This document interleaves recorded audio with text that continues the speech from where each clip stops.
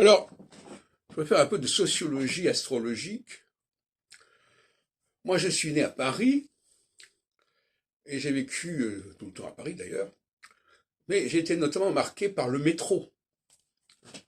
On prenait le métro. Et le métro et les transports en commun, c'est quelque chose qui est fondamental à Paris, beaucoup plus en gros qu'en province. Alors, beaucoup de villes de province n'ont pas de métro, et de toute façon, il n'y a pas le même quadrillage qu'à Paris et dans la région parisienne. Eh bien, moi, je pense que les astrologues qui sont nés à Paris ont une vision beaucoup plus cohérente de l'astrologie que les astrologues qui sont nés en province. Pourquoi? Parce que à Paris, on a le sens du collectif. On sait que tel métro passe à tel moment et que on n'est pas le seul à prendre le métro. Et donc, on va prendre le métro, on va se trouver avec des centaines de personnes dans la même rame de métro ou dans le même autobus, etc. Donc, le sens du collectif, la conscience du collectif est très forte.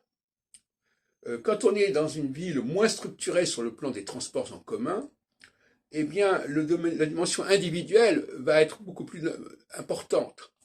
Et donc, on va avoir deux races d'astrologues différentes, deux habitus différents. Le premier groupe va mettre l'accent sur une astrologie du collectif, du partagé, du commun, et le deuxième groupe va mettre l'accent sur l'astrologie individuelle, le thème individuel, etc. Parce que ça correspond à des mentalités différentes, à des habitus différents, comme dirait Bourdieu, et par conséquent, quelqu'un comme André Barbeau, par exemple, vécu en province, et comme d'ailleurs la plupart des astrologues que je connais, ils ne sont pas parisiens. Il y a très peu d'astrologues nés à Paris, parmi ceux que je connais. Et donc, ils ont développé une vision individuelle de l'astrologie, quelque part, alors que moi, je suis marqué par une vision collective de l'astrologie. C'est-à-dire que moi, l'individu ne m'intéresse pas. Moi, ce qui m'intéresse, c'est comprendre le phénomène collectif. C'est comprendre comment l'astrologie nous parle de la société, du fonctionnement de la société.